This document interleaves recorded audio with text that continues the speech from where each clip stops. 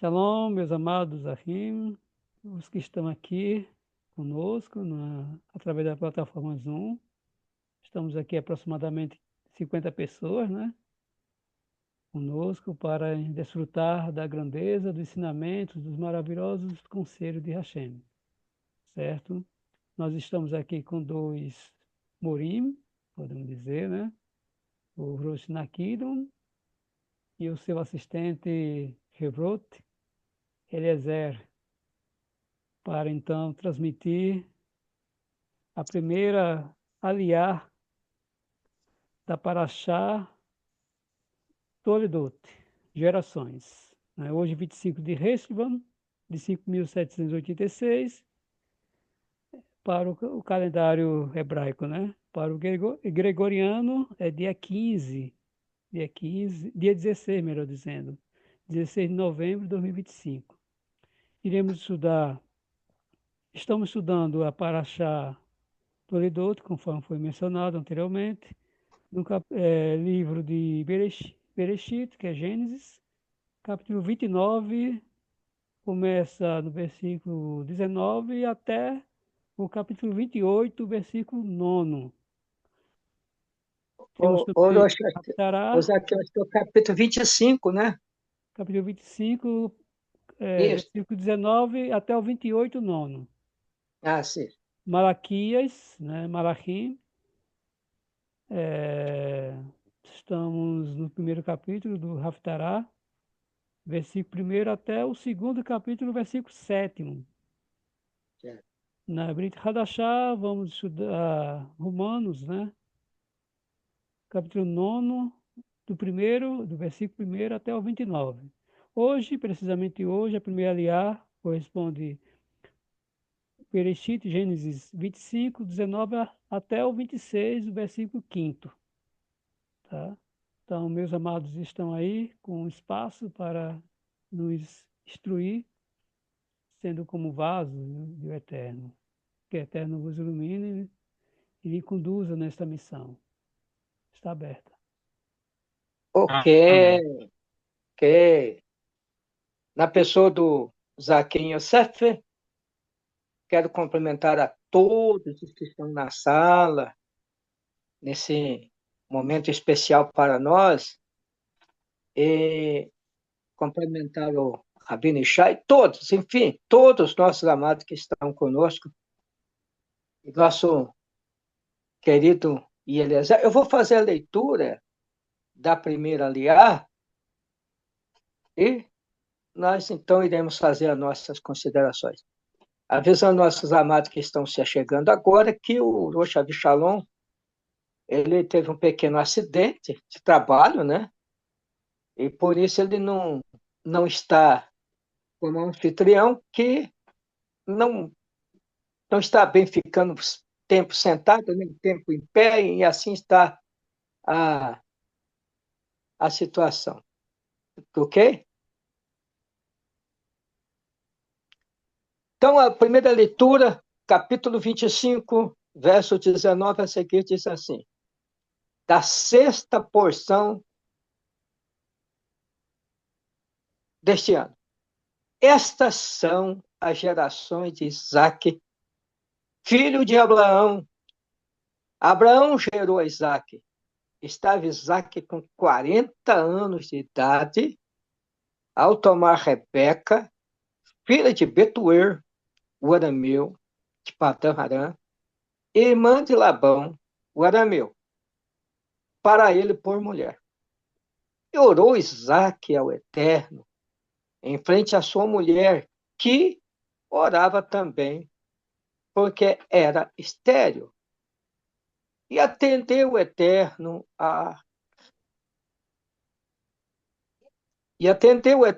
e concebeu Rebeca, sua mulher.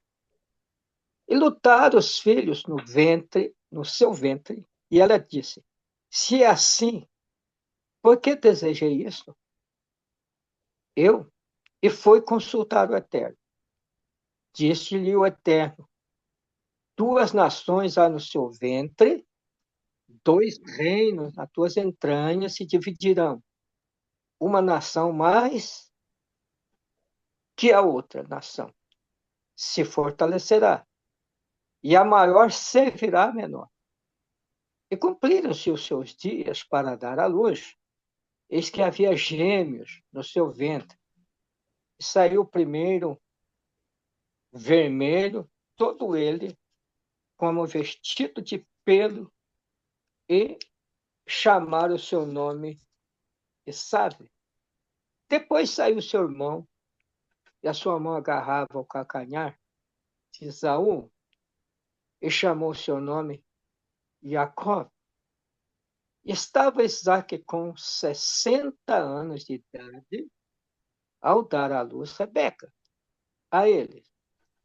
E cresceram os moços, e foi Esaú perito, caçador, homem do campo, e Jacó, homem íntegro, que habitava em tendas. E gostava Isaque de Esaú, porque comia da sua caça. Rebeca amava Jacó, e cozinhou Jacó um guisado, e veio Esaú do campo, ele estava cansado. Disse Esaú a Jacó: enche a minha boca, rogo-te, dessas lentilhas vermelhas, que estou cansado. Por isso chamou seu nome Edom. E disse Jacó: vende-me como o dia claramente a tua primogenitura a mim. E disse Esaú: eis que caminho para a morte, e para que quero a primogenitura? Disse Jacó: jura-me como o dia. E jurou-lhe e vendeu a sua primogenitura a Jacó. E Jacó deu a Esaú pão e cozido de lentilhas, e comeu e bebeu. Levantou-se e foi-se, e desprezou Esaú a sua primogenitura. E houve fome na terra, além da primeira que houve nos dias de Abraão. E foi Isaque a Gerar, a Abimeleque, rei dos filisteus. E apareceu-lhe o Eterno e disse: não desça ao Egito. Mora na terra que te direi, peregrina nesta terra, estarei contigo, e abençoar-te-ei, que a ti e a tua semente darei todas essas terras, e confirmarei o juramento que jurei a Abraão, teu pai, e multiplicarei a tua semente como as estrelas do céu, e darei à tua semente todas essas terras, e serão abençoadas por tua semente todas as nações da terra, porque escutou Abraão a minha voz, guardou a minha sentença, meus mandamentos, meus estatutos e minhas leis.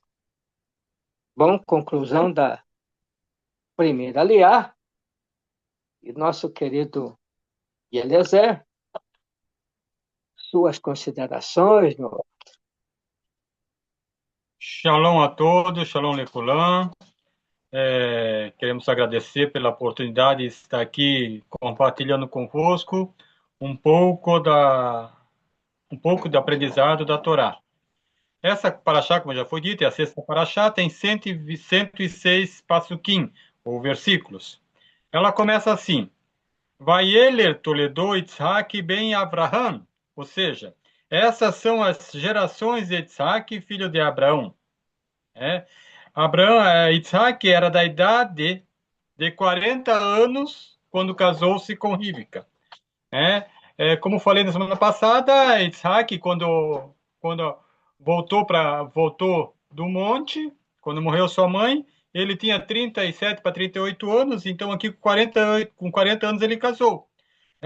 E nós lendo essa narrativa do fato aqui, orou Isaac ao Eterno em frente à sua mulher, que também orava, porque era estéril, e atendeu o Eterno, e concebeu Rebeca, sua mulher. Nós orando assim, olhando assim, parece que as coisas foi tudo repentinamente, né? Mas vocês já pararam para imaginar porque Isaac casou quando tinha 40 anos, mas Jacob nasceu quando ele já tinha 60 anos. Então foram 19 anos de oração. Mas o Eterno não ouviu esses 18 anos anteriores a oração de Rivka e de Isaac? Sabendo que eles tinham que gerar filhos para cumprir a promessa que o Eterno fez a Abraão? Foram 19 anos, agora se coloque no lugar, a garota que se encontra, 19 anos de angústia de nossa mãe Rivka, 19 anos vivendo em angústia para gerar um filho e não gerava. É, aí, de repente, 19 anos depois, o Eterno ouviu. Não que não tinha ouvido antes, mas é que aí ele atendeu o clamor dela, porque aí era o momento dela ser atendida. O Eterno sabe o momento de fazer suas bênçãos. Então o Eterno atendeu, aí ela engravidou. Aí, ao ter engravidado, começou uma disputa em seu ventre. Mas se eu pensasse que era assim, para que eu pedi isso? Então ali mas para que pedir isso, né? Então, como está escrito, é, aí ela foi consultar o Eterno. Aí o que o Eterno respondeu?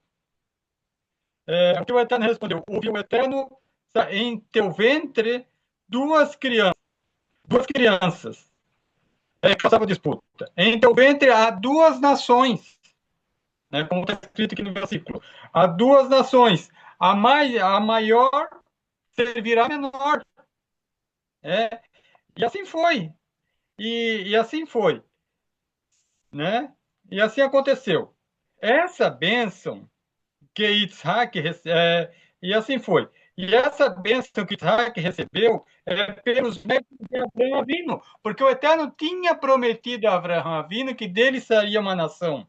Né? Então, essa bênção é por méritos de Abraão Avino. Aí, ao nascer os filhos, o primeiro era vermelho, coberto de pelos, como se fosse como se fosse um manto, né? Um manto vermelho. Aí ele foi chamado de Esaf, porque era vermelho. E o segundo, como estava grudado no calcanhar do primeiro, por essa situação foi chamado de Ekev, que é calcanhar. Muitos de nós já ouviu dizer por aí que a palavra Yaakov que é enganador. Nós não podemos aceitar isso porque não tem nada a ver com enganador. Não tem nada a ver. Ele não enganou ninguém em toda a sua vida, ele sempre foi justo diante de Deus durante toda a sua vida. Então, Ekef. E se nós somarmos a gematria da palavra Ekef, vai dar o valor numérico de 172. Nós sabemos que nosso Abraão Avinu viveu 175 anos. E por que 172? No terceiro ano, a criança já desmamou. A criança tem seu intelecto formado. A partir daí, Abraão Avino começou a se interessar pelo eterno, pelas coisas do eterno, a querer servir o seu Deus. Então, quer dizer, por 172 anos de Abraão Avino, que ele se dedicou ao eterno. Por isso, Ekev, 172. Então, nós vemos ali esses 172 anos fazendo a menção a Abraão Avino. Mesmo ele teve vivendo 175 anos, porque foram 172 anos que ele adorou o Eterno. De acordo com o Rambam, ou Maimônides, quando Abraão Avino completou 3 anos, ele começou a se interessar pelo Criador, como a entender a Deus, mesmo vivendo em meio à idolatria. Mesmo vivendo em meio à idolatria, ele se dedicou a conhecer a Deus e muito aprendeu com Shem, até o conhecimento, até os seus 40 anos, aí ele foi ter o conhecimento completo do Eterno. Mesmo ele vivendo meio à idolatria.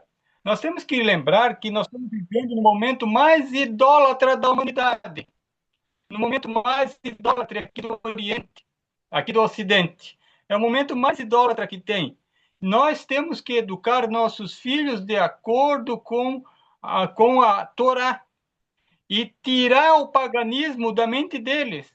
Nesse período é comum as crianças fazerem cantatas de Natal, homenagem e tal. Nós não podemos deixar nossos filhos assimilar essas crenças pagãs. Nós temos que ensinar aos nossos filhos a Torá, tirar eles desses paganismos, mesmo vivendo em meio à idolatria, não sendo idólatra. Porque Abraão Avinu viveu em meio à idolatria, mas não foi idólatra, né?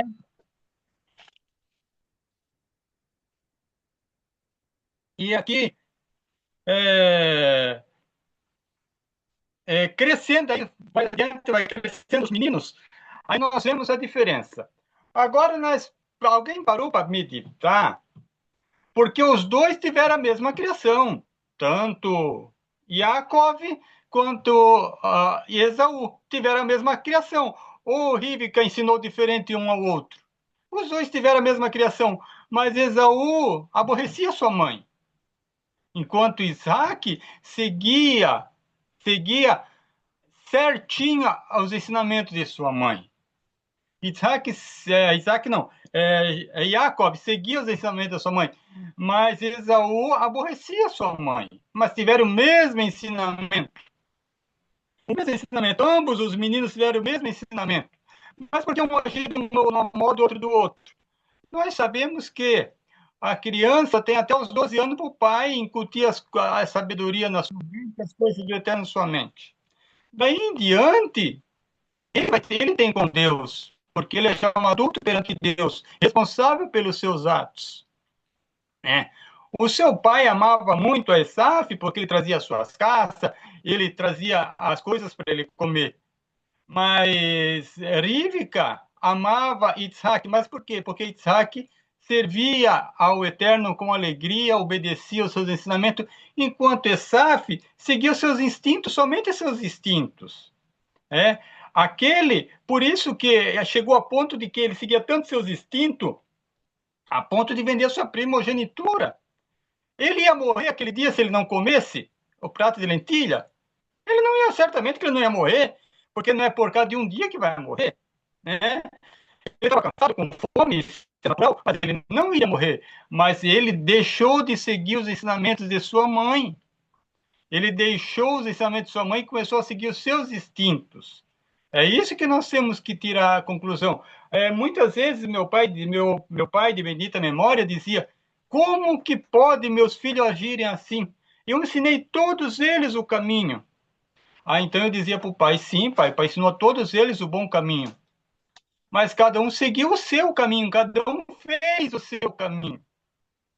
É isso que acontece. Nós criamos nossos filhos, como eu tenho 2 filhos aqui, alguns dos que estão aqui conhecem, eu tenho 2 filhos, eu ensinei os caminhos deles, mas eles estão seguindo o caminho deles. Eles não querem seguir o meu caminho. Eles já são adultos, um tem 22, uma tem 23, outra tem 25, a menina tem 23, o menino tem 25, então eles seguem seus caminhos, mas eles conheceram. Eles não podem dizer que não têm conhecimento da Torá, porque eles conheceram antes de dormir, eu li a Torá para eles. Então eles conheceram, foram ensinados, igual Jacó e Esaú, Esaf, eles foram ensinados o caminho, todos 2 foram ensinados o caminho do Eterno, mas só que Esaf ele queria seguir os próprios caminhos, como eu disse, a ponto de vender a sua primogenitura. Então nós vemos todas essas diferenças entre um filho que obedece ao Eterno e um filho que não obedece ao Eterno. É por isso que aí as consequências vieram, as brigas vieram. Não foi tão somente pelo prato de lentilha. Nós temos que ter em mente que foi uma vida que eles viveram, um viveu em desobediência, enquanto o outro vivia em obediência. É por isso que nós temos que ter sempre em mente ensinar a Torá aos nossos filhos o bom caminho. Eles decidirão o que fazer de sua vida. Mas o nosso dever é ensinar. Principalmente agora, que nós estamos, como eu falei, repetindo, nós estamos vivendo no período mais idólatra de todo o ano, esse é o período mais idólatra. Infelizmente, eu sou servidor público, trabalho na prefeitura. Eu tenho que ajudar muitas vezes a fazer decoração natalina, como ainda foi semana, fui buscar adereço natalino para colocar no setor do trabalho. Mas eu sou servidor público, eu tenho a obrigação de cumprir, mas eu não estou lá para fazer para fazer a idolatria. Eu estou lá servindo, fazendo o meu trabalho. Estou envolvido com isso algumas vezes, mas muito pouco agora, graças ao Eterno. Mas não estou lá, ou foi feita a abertura dessas coisas natalinas, mas eu estou aqui. Então, agora somente estou fazendo lá. Mas eu estou aqui fazendo a vontade do Eterno, que é estudando a Torá, ensinando o caminho do Eterno a todos a quem quiser aprender. Baruch Hashem, agradeço pela oportunidade. Eu volto a palavra ao Orochi Podemos. Ok, meu querido. Muito bom. É isso mesmo. Na verdade, os dias, o último mês do ano, de todos os anos da nossa vida, né? Do calendário gregoriano, nós vemos a força da idolatria se acendendo em todas as casas. E o marco dessa idolatria são as luzinhas pisca-pisca. Aqui na cidade de Curitiba já tem muitos lugares já. Então, bem, mas é isso, meus amigos. É interessante que, ao que me parece, ao que estou me lembrando aqui no momento, enquanto você estava falando, que uma família que permaneceu desde jovem e dormiram no Senhor, ao que me parece foi Miriam, Miriam e o sacerdote e Moshe Rabbeinu. Os três irmãos permaneceram firmes no caminho. Ao que me parece, nenhuma outra família sempre há esse desencontro. Eu sei que nós vivemos dias difíceis desde muitos anos, assim como você disse. Meus filhos nasceram no berço, digamos, cristão, e deixou de ser cristão. Poderia continuar o caminho, pelo menos lá mesmo, mas não quiseram, pararam.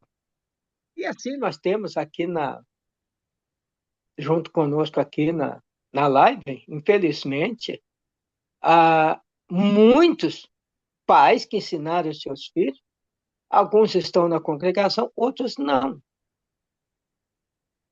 Rivka, Isaac ensinou tanto um quanto o outro a Santa Torá. Assim como o patriarca Abraão ensinou Isaac. Isaac seguiu as pegadas do pai Abraão 100%. Ele não saiu do trilho, até mesmo em sacrificar sua própria vida na obediência. Então, é muito difícil nós entendermos isto e queremos de toda maneira, queremos ver os nossos filhos. Eu acredito que todos que estão na sala não têm nenhum prazer do que os filhos está fora, não está junto, não tem nenhuma alegria com isso, né? Mas isso não vai acontecer, não vai acontecer, porque o próprio Yeshua disse, olha, aquele que não deixar o pai, não deixar a mãe, irmãos, por amor a mim não é digno de mim. Então, quem não tem amor a Deus, não tem amor a Yeshua, não vai andar junto, essa é a verdade. Parece que aqui tinha dois pensamentos, ou duas situações. Isaac com Esaú, Rivka com Jacob. Mas ambos estavam na casa. A diferença é que Jacob vivia nas tendas e era muito estudioso da Torá, segundo o que nós sabemos de informações pelos sábios, ou aqui nos rodapés da Torá. Então, ele era muito estudioso. O outro, o Esaú, era um perito, caçador, e o que leva a, a matar um animal, principalmente um animal selvagem, que ele era caçador, traz aí um pouquinho de maldade, de judiação, porque aí sim, o caçador é que tem o nome que leva o título de enganador, porque ele faz armadilha para pegar o animal. Então, Yaakov realmente não era enganador, e nunca foi. É bem interessante, porque quando o Isaac e Rivka orava a Deus por ela ser estéril, ela queria ter filho, e ela ia ter filho porque era a promessa do Eterno, que ele ia ser, da semente dele seria bendita as nações da terra, né? Ela ia ser mãe, mas claro que eles fizeram o papel que deveriam fazer. Eles entraram em ação, mas vão ser mãe quando? Vão ser pai quando? Eles entraram em ação, consultaram a Deus, como dito, aí 19 anos, foi atendido. E quando ela concebe, fica grávida, como já mencionado, ela ficou muito preocupada porque no ventre havia uma luta, uma disputa no ventre. Aí sim, é interessante nós analisarmos que a Rivka era uma mulher virtuosa, voltada para os caminhos do Eterno, que o Eterno falou com ela: olha, no teu ventre há duas nações, há duas pessoas. A maior vai servir a menor. Então, desde o ventre, quem foi que disse que a maior serviria a menor? O próprio Deus. Então, não houve engano. No prato de lentilha aqui não foi uma compra, não foi uma negociação. Foi um combinado. Claro, houve essa necessidade para que se cumprisse o que o Eterno disse. Vai haver duas nações, a maior vai servir a menor. Se não tivesse essa trama do prato de lentilha, que Esaú chega cansado, com fome, e ele pede a comida, então Jacó, será que ele era tão esperto assim? Então, eu te dou, mas você me vende. Já era tudo propósito divino. O Eterno já tinha falado lá no ventre. Então, alguma coisa tinha que acontecer. Eu fico assim preocupado também quando chama o nosso patriarca de enganador. E não é. O patriarca Jacó não é enganador. Então, e isso se cumpriu. Se cumpriu. E o que me chama a atenção também é que Isaac seguiu todas as pegadas do patriarca Abraão e, numa única paraxá, resume toda a história de Jacó, ou de Isaac, aliás. Resume toda uma história de uma longa vida que ele viveu mais tempo que o patriarca Abraão, né? E nós vemos aqui como que as coisas acontecem maravilhosamente, se cumpre de acordo com a vontade do Eterno. Parece que dá esse entendimento na família que a mãe ou o pai goste mais de um filho do que o outro, parece que dá a se entender. Mas por que Isaac gostava do filho? Eu não acredito que era por causa do prato de comida. Eu não acredito. Está escrito assim, mas eu não acredito. Acredito porque ele deveria ter uma preocupação com ele, porque ele estava no campo. Ele estava mais distante. O Jacob estava ali perto, na tenda, estava sempre ali junto. Faz lembrar do filho pródigo, quando chega no pai e diz: meu pai, dai-me a minha herança, eu vou embora. Será que o pai ficou satisfeito com aquela situação? Não ficou. E o filho que ficou em casa, tranquilo, quando aquele filho retorna, que vocês conhecem muito bem a história do filho pródigo, quando ele retorna, o filho que estava em casa não gostou muito, né? Não ficou muito satisfeito, porque o pai fez uma festa, fez um banquete. E é difícil nós entendermos essas coisas, mas fazer um banquete para quem gastou toda a herança lá no mundo, nas bolotas, na vida, na vida, na fanfarra, como dizemos no mundo de hoje, na farra, e o outro ali em casa tranquilo, não tinha festa, não tinha banquete, tinha nada. Mas ele não percebia que ele tinha tudo. Ele não precisa levar de banquete, ele tinha mais do que o banquete. Então, quando o filho retorna, o pai faz aquele banquete, faz aquela festa, e ele não ficou muito bem. Como nas palavras de alguns lugares do Brasil, uns falam que ficou zangado, né? Não sei na região do Nordeste como é que fala, mas aqui no Sul, na nossa região, ele ficou bravo. Ele não gostou, mas em algum lugar ficou zangado, né? E aí chega então o pai e disse: Olha, meu filho, não, esse teu irmão estava perdido. E ele voltou. Você está aqui, meu filho. Tudo que tem aqui em casa é seu, meu filho. Já não era do outro, porque o outro já tinha pegado a herança. Então, é bem isso. Então, o Esaú era aquele homem do campo. Ele estava mais distante.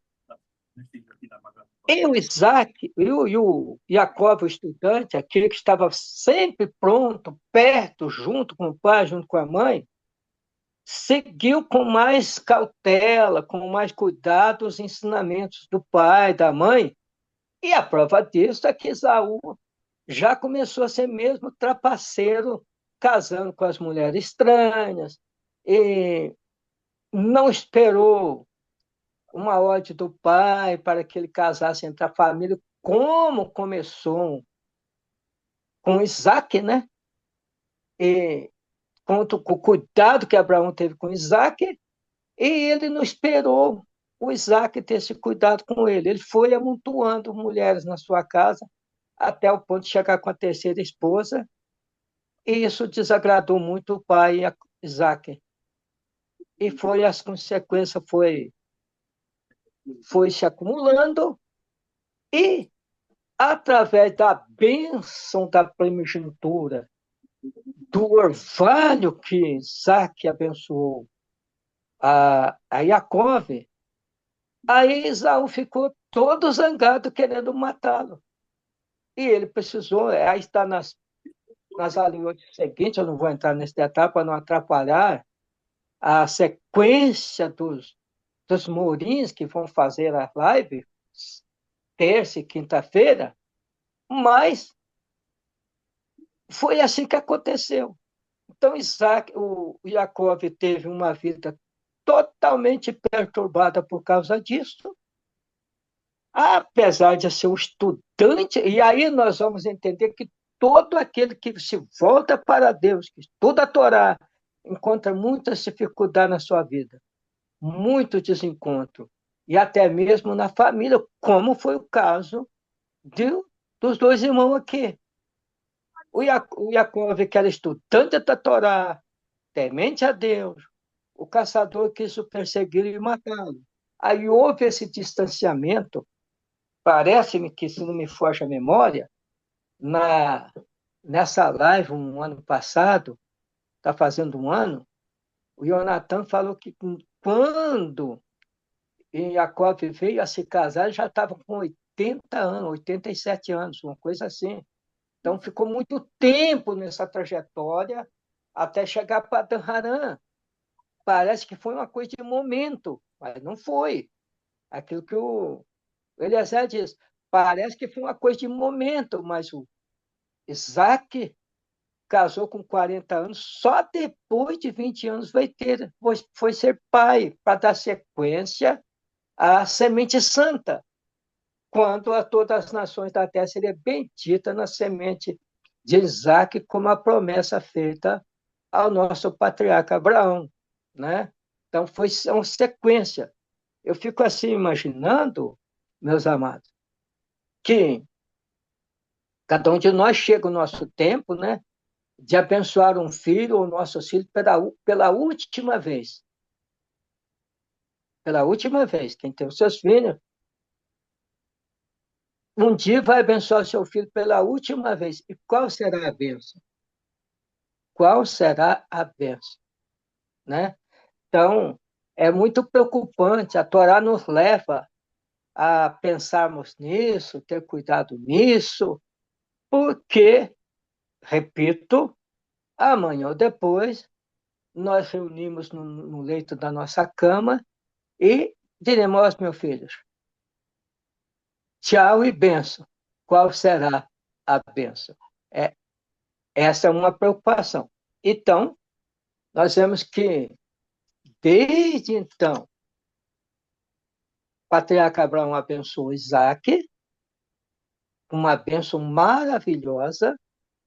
Isaac abençoou Jacove, e Jacove abençoou as 12 tribos que são benditas no Senhor, que é a semente, o povo peculiar na terra, né?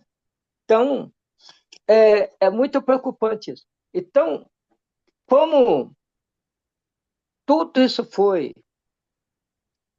nos mínimos detalhes, as coisas foram se encaixando,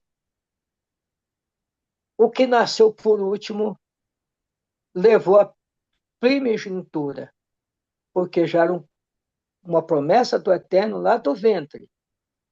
A maior servirá a menor.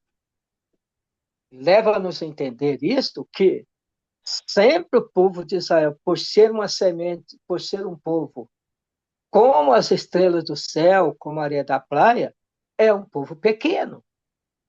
É pouca gente. Eu conversava com um amigo hoje, lá na sinagoga, nós estávamos fazendo um pequeno serviço lá na sinagoga, preparando para o congresso, que eu tenho um pensamento comigo, como disse Yeshua. Perguntaram para Yeshua uma certa ocasião, Senhor, são muitos que vão se salvar? Lembra dessa pergunta? Então, a Yeshua foi muito categórico. Olha, esforça por você entrar pela porta estreita, porque o caminho largo é espaçoso. E o caminho largo é o que leva à perdição. E o caminho largo, meus amados, é aquele prazeroso, aquele que eu posso ir em todos os lugares, aquele que todo lugar me cabe, todo lugar está bom, tudo é festa. E o caminho apertado é aquele que nos leva com muito cuidado, sendo desprezado, meu querido Pedro Oliveira, Kefas, sendo desprezado pelos parentes, pelos amigos, odiado pelos nossos amigos de trabalho mesmo. As pessoas não nos veem com bons olhos. Nem nossos filhos, às vezes. Nem nossos filhos. Creia nisto. Nossos parentes nos olham atravessado, como diz o provérbio. Mas a nossa meta é a Santa Torá. A nossa meta é fazer a vontade do Eterno, fazer como terminou aqui essa leitura aqui, a primeira aliá, que ela terminou com essa chave aqui, ó, quer ver? O verso 4 do capítulo 26 diz assim, multiplicarei a tua semente como as estrelas do céu, e darei a tua semente todas essas terras, e serão abençoadas por tua semente todas as nações da terra. Porque, verso 5, preste atenção, porque escutou Abraão a minha voz, guardou a minha sentença, meus mandamentos, meus estatutos e minhas leis. Essa é a meta.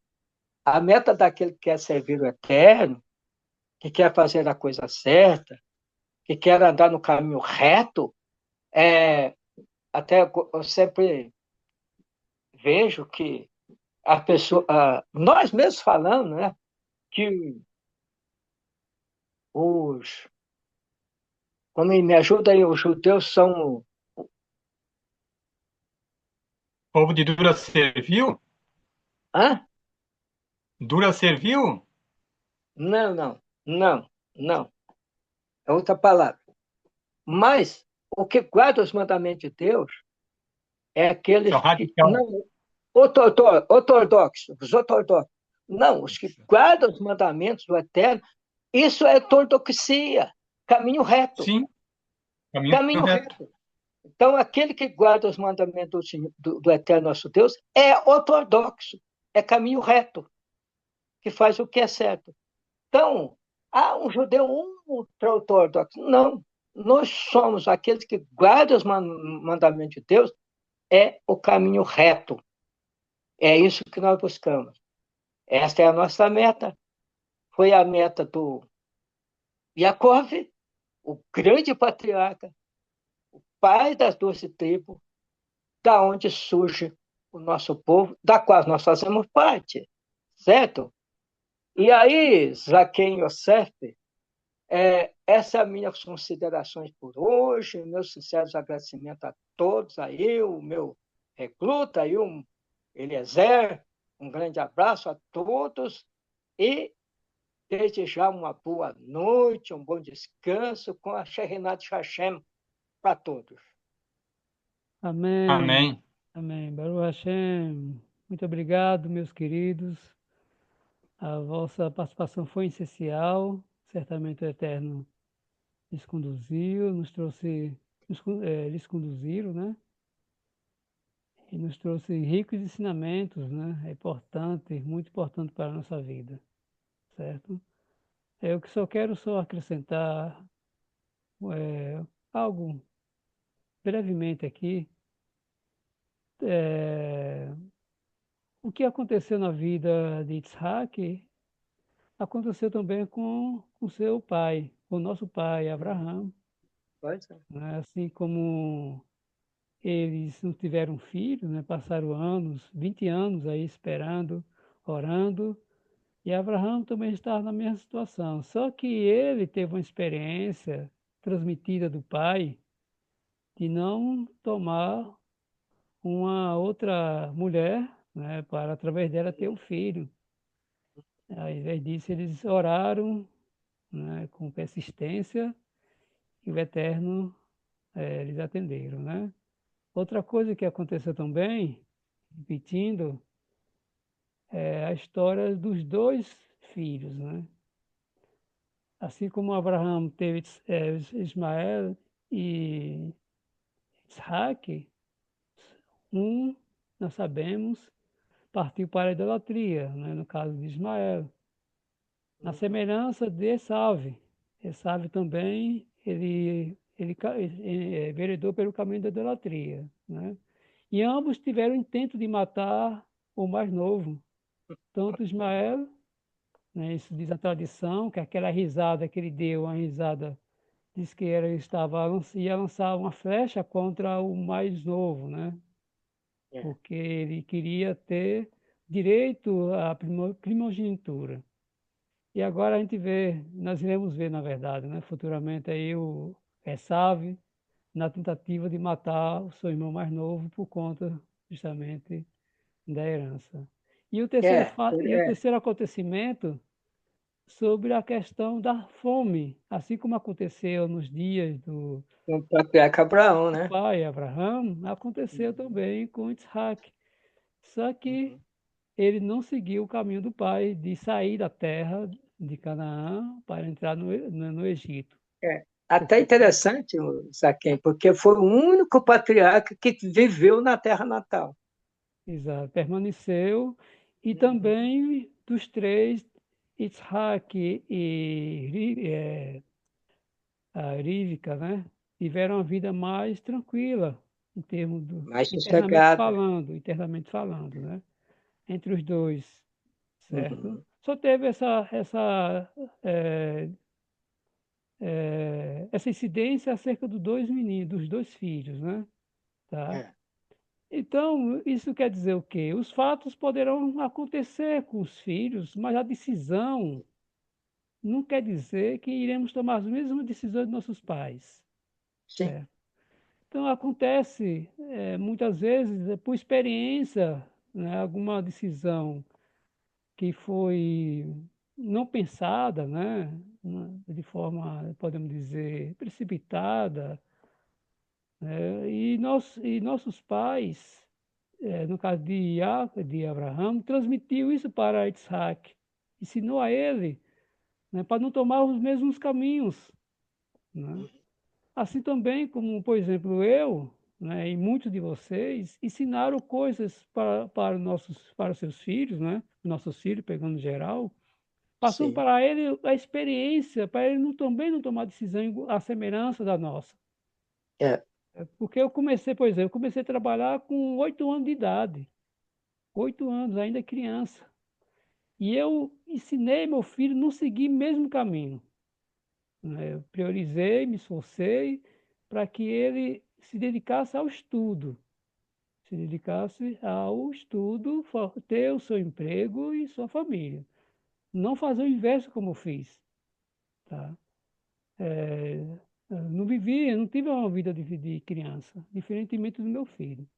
Então é um exemplo, né? Eu acredito que vocês também têm a história de vocês, certo? É importante os pais contar as suas histórias, trocar experiência com seus filhos, tá? Contar como foi a sua infância, as decisões que tomaram, né, que não foram boas, para que eles aprendam isso aí, certo? É muito importante o que a Torá nos ensina, né? Certamente Abraham ensinou a Isaac, né? Teve muitos ensinamentos, além de mandamento, mas também transmissão de experiência, que é importante, certo? Isso é essencial para nossos filhos, ok? Né? Sobre casamento também, né? Muitas coisas podemos transmitir para nossos garotos, né? Podemos dizer, nosso legado, transmitir o nosso legado para eles, tá? Então, agradeço muito a vocês e vamos então aqui concluir, né, o nosso trabalho para após então fazer a apresentação. Nós tivemos hoje 50, quase 50, podemos dizer, janelas, né? Janelas. E dá Ah, que aí bênção. 70 pessoas, porque cada janela, quer dizer, tem janela aí que poderá ter 2 ou 3 pessoas. 3 pessoas, 4, tem. Exatamente. Não sei se é o nome é janela, eu estou aqui é, inventando, né? Mas é isso aí. Eu vou concluir aqui. Vai encerrar a gravação?